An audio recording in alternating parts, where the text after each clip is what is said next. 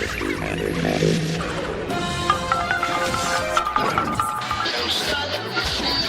all have it wrong? Are we doing more harm to each other than Jesus really? You are listening to the Dirty Christian Podcast.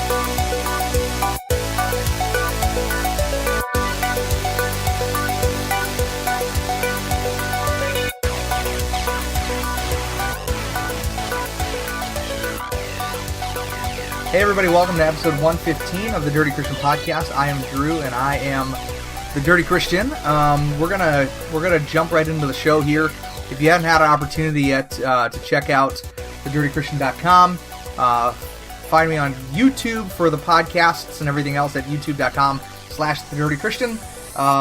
Patreon and that's patreon.com/thedirtychristian, and then of course facebook.com/The Dirty Christian. And I just dropped my chair low, so if you're watching this on Facebook right now, which some of you are, I just looked a little crazy there. Okay, cool. So, people were asking me to... What's up, Hudson? People were asking me to talk about video games, violence, matters of the heart, stuff like that. And so, why is this an important topic? Well, I wrote an article about this yesterday, I think, and the article was about, it was really more in response to something that Matt Walsh had put out on his blog. And for those of you guys who don't know, Matt Walsh is a relatively conservative blogger. He writes a lot of pieces that I agree with for the most part. He's recently gotten into writing a lot about religion and Christianity and Jesus, all in good ways too. A lot of it that I agree with, even though I believe, if I'm not mistaken, he's a Roman Catholic. But there's a lot about what Matt Walsh writes about that I tend to agree with. So he wrote this article kind of blasting people who play video games, the idea of video games, talking about violence in video games, a lot of things that I just didn't agree with. And I, for the most part, the things that he writes about, I completely, like, politically, I'm on the same side as him. Conservatively, or religiously, not necessarily. But, so, he wrote this article, and it just was kind of ignorant. And the reason I think it was ignorant is there's a couple things. First of all, the conversation about video games has reignited ever since Donald Trump talked about gaming and gamers, and taking a look at violent video games as a response to the shooting in Parkland, Florida. So it's natural that when that's kind of the buzz topic, or the buzzword, or the trending topic online in the media right now, it's natural to want to commentate on those things, which is clearly why I wrote the article too, regarding violence in video games, because I felt like enough people were making the comments about video games and violence, and not enough justice was being done at least from a bias standpoint of me, who happens to be a gamer. I felt like it needed to be addressed. Now, before I really jump into this topic and I really start kind of dissecting why I think the way that I think, I want you to recognize that I could be wrong. There's a possibility, or you may disagree with what I'm going to say. You may disagree with the outcome of what I end up saying. You may totally agree as well. But this is my opinion, all right, regarding this topic, and I'm not trying to make any type of convicting statements. I'm not trying to set standard for Christians with the way that I view violence in video games, and I'm not trying to speak for Christianity as a whole. If you disagree with my stance, that's all right, because I feel like this is a matter of personal conviction over a matter of absolute obedience.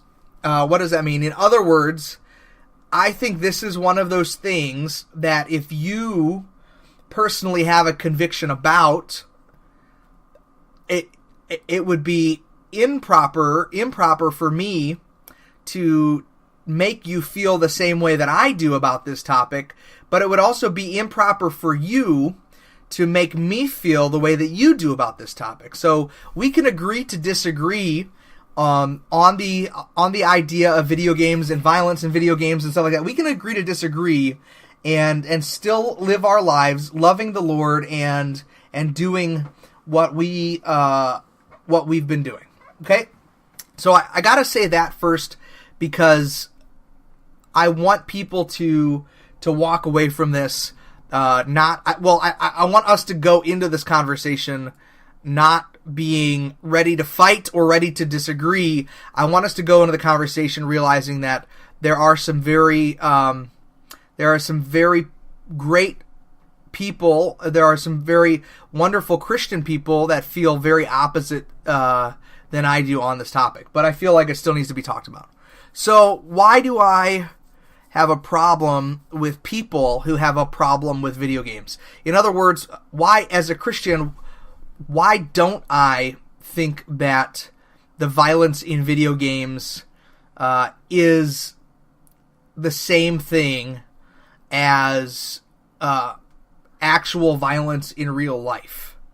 Why don't I have a problem with that? So, and I have had these conversations before, so I'll probably be repeating a good amount of information here. But so here's one argument that people make, and I disagree with it. Okay, a lot of people will say that violence in video games is on the same level of nudity in a movie.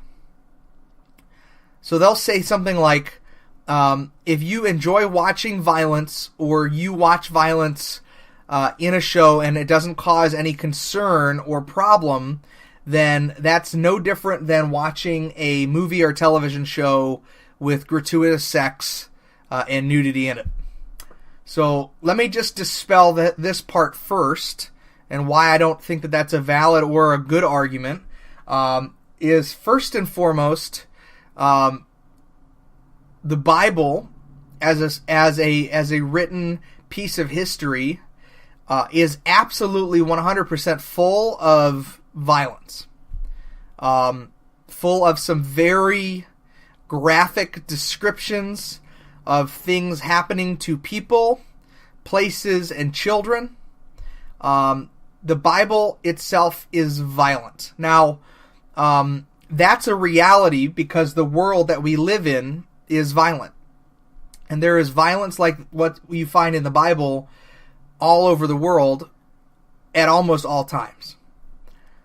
So you can't read the Bible, you can't honestly read the Bible from the beginning to the end without experiencing or being told about the violence in the Bible. In fact, Christ's death on the cross is arguably the most violent death ever recorded, considering what he went through and basically did not die from. Okay, so violence is a reality not only of the world, but also in Scripture, violence is clear. Now the argument has been made, well, what about Song of Solomon, where there are these descriptions of sexuality and nudity? Why is that different than pornography or seeing or looking at pornography on in television? First and foremost, almost all of Song of Solomon is metaphors. It's art. It's symbolically described. The things that are written about are very, unless you really read into the wording and what's going on there. Most people, like I can tell you, even as a young man, when I was going to a Christian middle school, could read Song of Solomon, and because my mind had not been quite yet perverted to the point that it was when I was an adult, I could read Song of Solomon and not fully understand what was being done there. So there's that, and then there's the fact that the language used biblically and scripturally does not typically invoke a desire or a temptation to continue sexually, especially in today's language. Now, I don't know what it was like when people first read Song of Solomon and when it was written, if people were like, oh my gosh, and blushing and being like, I will never let anybody read this.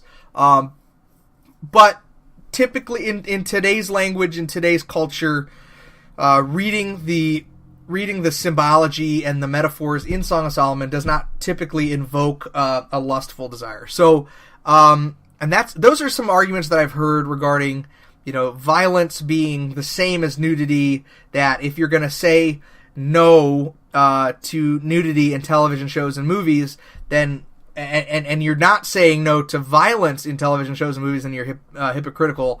I don't agree with it. I don't think that's a fair argument.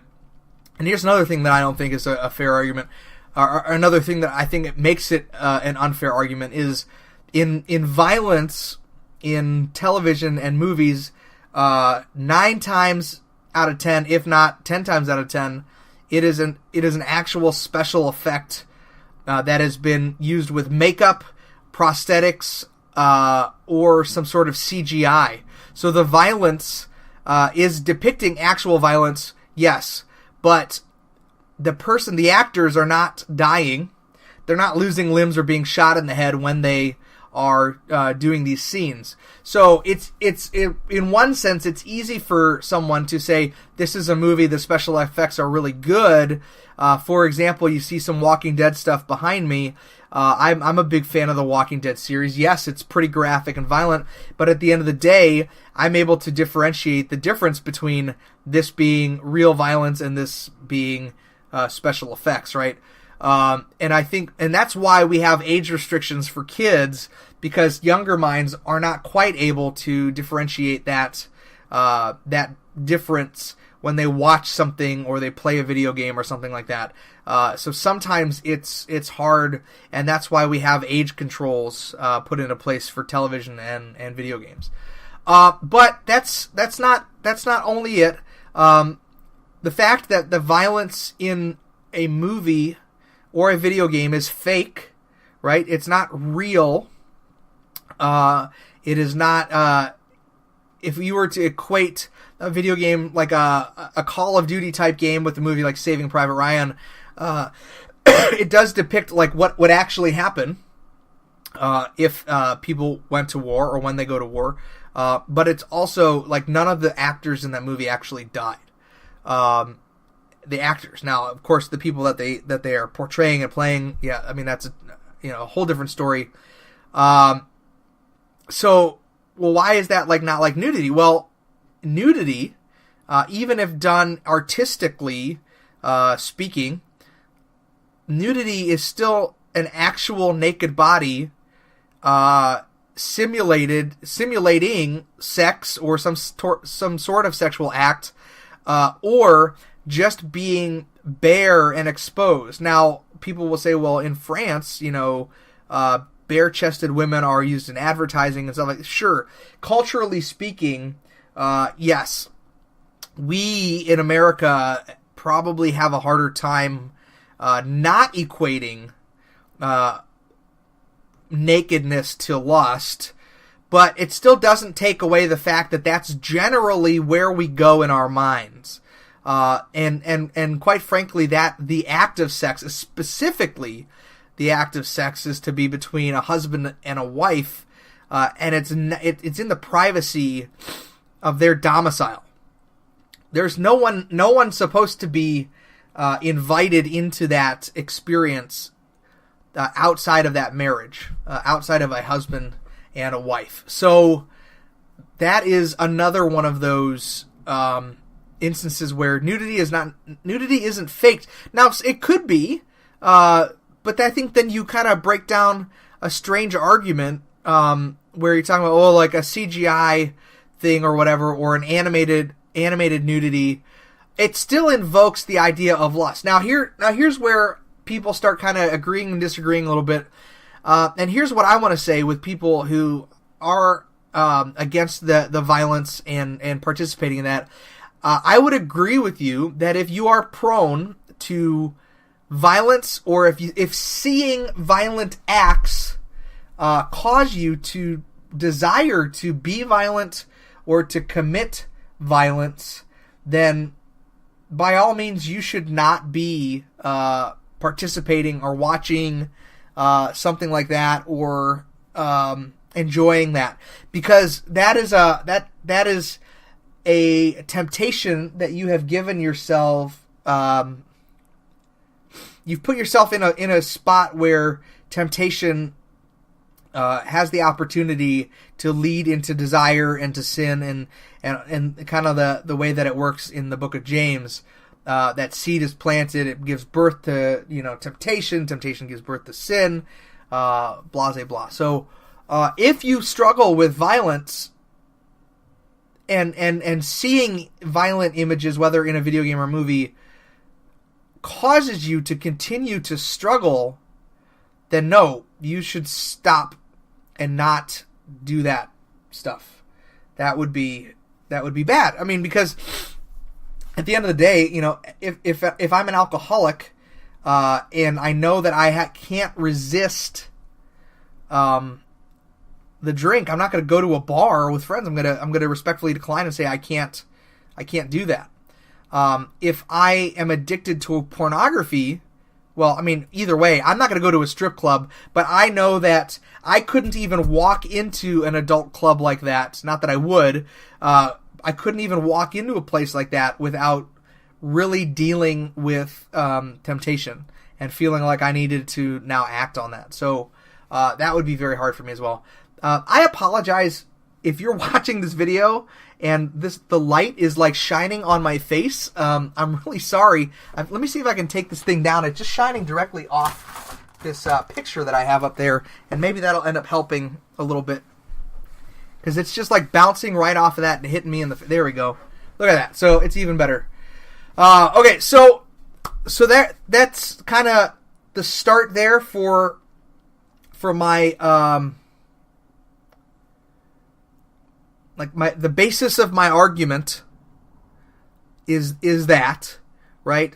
Comparing the two things, violence, pornography. Now I want to talk to... So somebody asked the question, when does violence go too far? When is the point that in a video game that there is just too much violence and that we should be aware?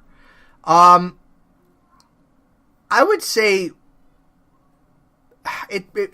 this is a tough question. Again, I have to go back to the idea that where you stand in your conviction with violence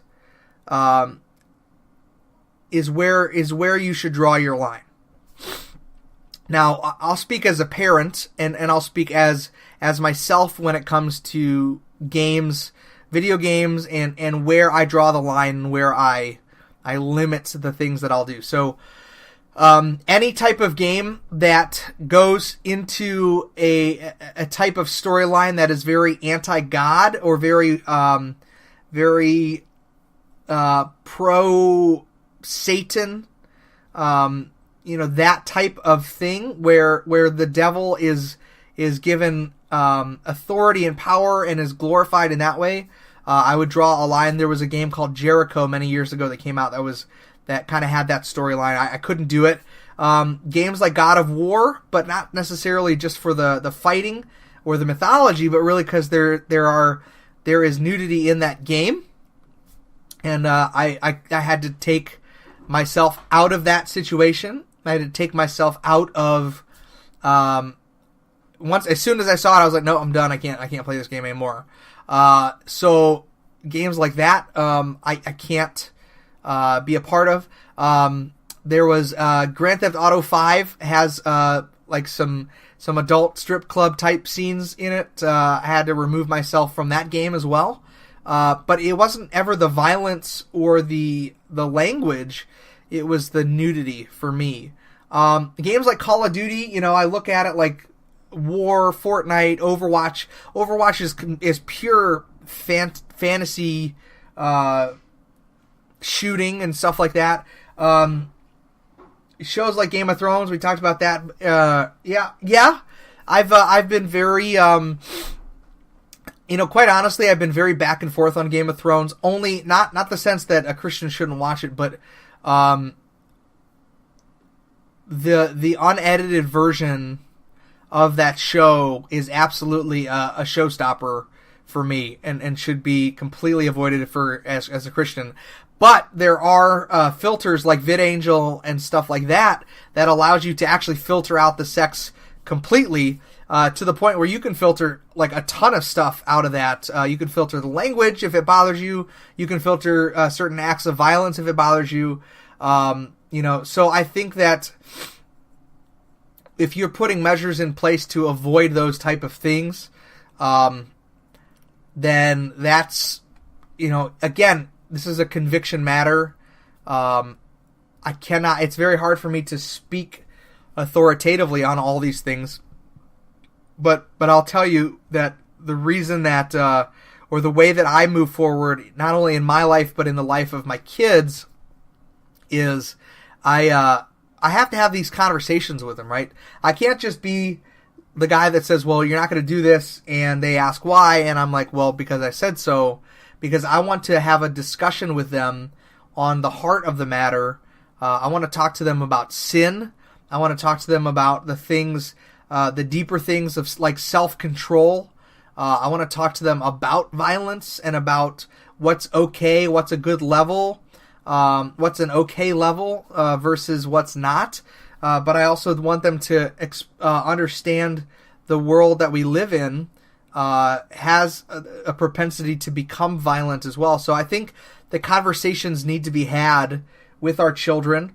And I think that we as parents, again, like I said in the article, we have an obligation to be involved in the lives of our children, in what they are participating in what they do in their free time, what they watch, what they read, what they play, who their friends are, what they're doing online. Like, we have an obligation to be involved in all of these things, to keep them safe from concepts that they don't need to see or understand quite yet at this age, but also to allow us to have conversations about the things that they are experiencing, because no one wants to quote unquote shelter their children so that when they go off into the world outside of your home, that they are completely unaware of what goes on in life around them. But we want to equip them so that they can handle that life that's going on outside of their home and outside of their what they've been used to. All right, so there's a difference between completely ignoring it and then they experience it and they don't even know what to do because they're overly stimulated by the amount of sin and the craziness out there. Then to tell them about the thing that they will experience and tell them, explain to them how they can deal with those things, how they can confront those things, and how they can avoid certain things as well. So that's, I think that for me has been the heart of the issue, and I wanted to go and look just to make sure that I've covered the questions asked, because the two folks that asked the questions, they said a lot. So let me look here. So this person says, I'd like to hear more about your thoughts on gaming and other media forums. I've played a few violent games, BioShock and CSGO. excuse me, in my time, but recently I felt pretty confronted and convicted about what I play. Do you think that we should apply biblical teachings to gaming, or should that be reserved for real life? I don't know how much context would come into this, because after all, the Bible wasn't written in a time where gaming and movies were around. Yeah, I think I've covered that. I think I've answered that as best as I could. I think we, again, if you're feeling convicted about it, and yet you do it anyway, if you feel like the Lord is like, don't do that thing, and you're like, well, I'm going to go do that thing, you're being disobedient and ungodly anyway. So that's a problem in and of itself. But, quite frankly, I think that everything has to be done with limits and limitations, right? And we have to have self-control. We have to be sure that the things don't become idolatry. We got to make sure that they don't become, idolatry covers a lot of that, but that they don't change us, right? Idols and God, right, change us. The things that we worship change us. So we worship Christ. Christ changes us to be more in His likeness. We worship video games. That video game could very well be changing us into its likeness, right? So there's a tendency to do that. So I would be careful. I would be careful with the way that you worship and what you worship. I'm going to look up this. All right, so she said, I was hoping to see your thoughts on this, though I wish it would have gone a bit more and deeper. How much violence is too much? I mean, any nudity is too much, but violence is different. At what point do we say this is too violent? Yeah, I think that again, it's a matter of conviction. I don't think violence in and of itself, when portrayed on television and in video games and in movies, I don't think violence is the same type of violence that the Bible those who love violence. Those are people who are doing violence, who are violently attacking and affecting other people. Those are the people that love violence. The type of thing that we're talking about here is a simulated violence that's not real. But again, I mean, if you're uncomfortable watching something like The Walking Dead, when you got zombies and biting and crazy stuff, then no one should make you feel like you should watch it. And people should honor the convictions of others. I think this is a kind of a Romans 14 thing. If the person wants to eat meat that is offered to an idol, there's nothing that's unclean, as Paul says, but you shouldn't, if somebody's uncomfortable eating meat that's sacrificed to an idol, then by all means you should not force them to do that. You're wrong. Both people are wrong if they insert their own convictions and religiosity onto someone else. Because at the end of the day, God does not consider you to be sinning when you do that, because God has given those things for us, and that those idols aren't real. So if you have no guilty conscience in eating of that food sacrificed to idols, then there's nothing held against you. Okay, and I think that type of mentality can be projected onto other things like violence, video games, movies, television shows, and such, right? Even with drinking, right?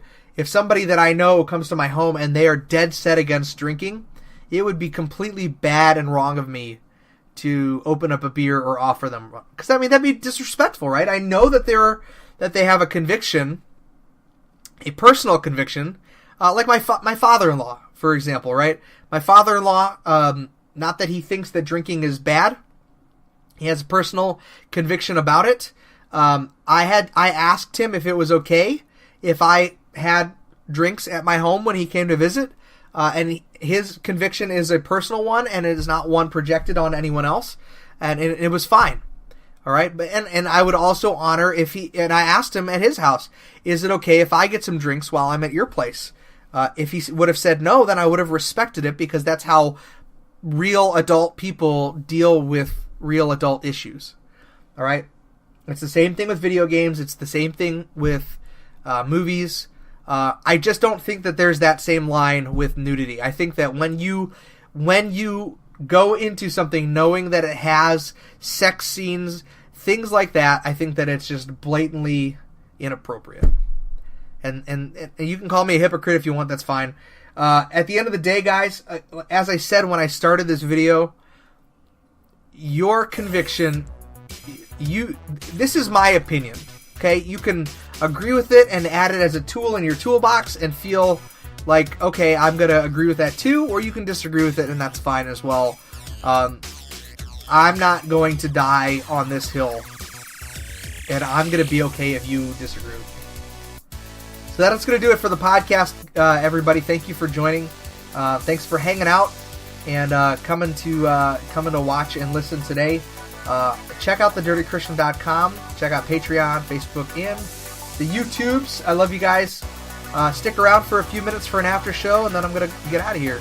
Take care. Dirty Christian, out.